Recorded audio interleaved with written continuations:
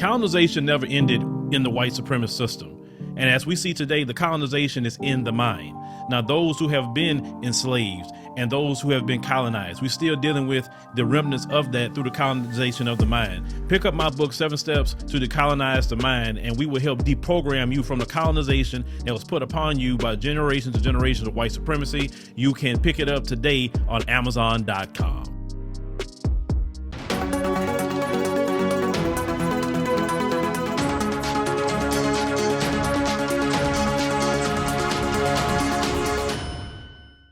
Hello fam, welcome back to the African Diaspora News channel. I am Wongel bringing you this report. Today's report is about the Gambia winning a legal battle against Facebook. This is interesting. I think this story is really interesting because at first, this was not Gambia's fight, by the way. It was the Myanmar genocide and the people that were killed by their own people, might I add. And the Gambia came out of nowhere and they wanted to take Facebook to court because they wanted justice for these people. And I remember people being confused, like, why is the Gambia in this? They have nothing to gain, nothing to lose. But they said, if no one is going to stand up for these people that lost their lives because of what they believed in and their ethnicity, we're going to meddle in and get justice for these people. And one of the things that they did was take Facebook to court because Facebook allowed the people that, misinformed people or posted hate speech to continue, and they actually deleted and took that information and they never shared it with investigators, when that is very important with this case, that information that they refused to give. So the Gambia said, we are going to take you to court, and now finally they accomplished what they wanted to do, and that is getting justice for these people. First, let me show you this clip. We'll come back and discuss.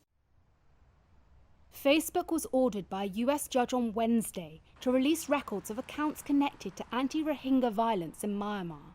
The ruling by a magistrate judge in Washington criticized Facebook for failing to hand over information to investigators seeking to prosecute the country for international crimes against a Muslim minority group.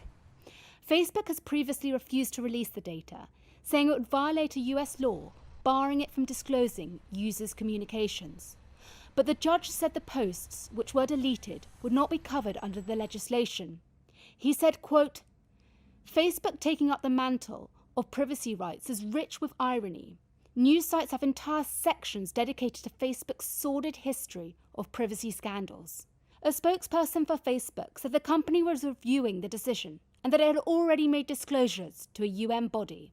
The social media giant has been accused of playing a key role in the spread of hate speech that fueled violence against the Rohingya minority group. As you saw, Facebook has lost to the Gambia, and it looks like the information now is going to be given to the Gambia, and they're going to do their research and see how the people in question have contributed to, the killings or the genocide of the innocent people. Let me just say this. I know it sounds crazy because the Gambia is a small country in Africa that had nothing to do with this, and they wanted to help someone in Myanmar. And for me, good for them, good for them for standing up for humanity. But I have a question for them.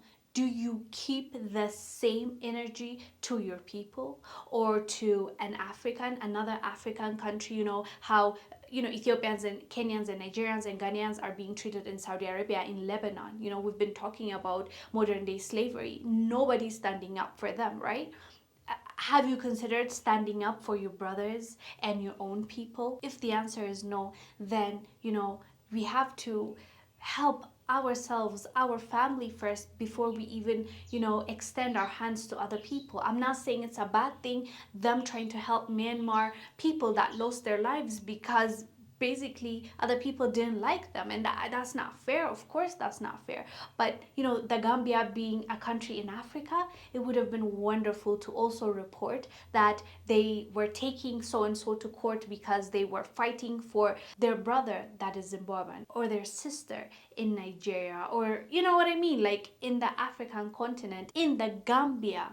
itself. So that's what I have to say about this story. But good for them, because Facebook should be taken to court, because there are so many things they let happen, and it almost seems like they have picked a side that they will stand for, and the other side will be silenced, will be deleted, will face scrutiny, will be blocked. And I believe they're acting like God at this point, and they should not. Any social media platform, in my opinion. Anyways, guys, let us know down below what your thoughts are about the Gambia winning the legal battle that they had against Facebook. I'm Wongel, I'm bringing you this report. I will see you on the next one. Bye. Is it hard to access affordable, healthy food? Then listen carefully. Daryl Addison, an African-American inventor, has patented a process for growing food on demand. He called it Torpedo Pot. Torpedo Pot is a fully automated flower pot that gives you control over your plant's environment. All you do is add soil, seeds, and plants to the flower pot and watch it grow. Yes, Torpedo Pot grows the rest.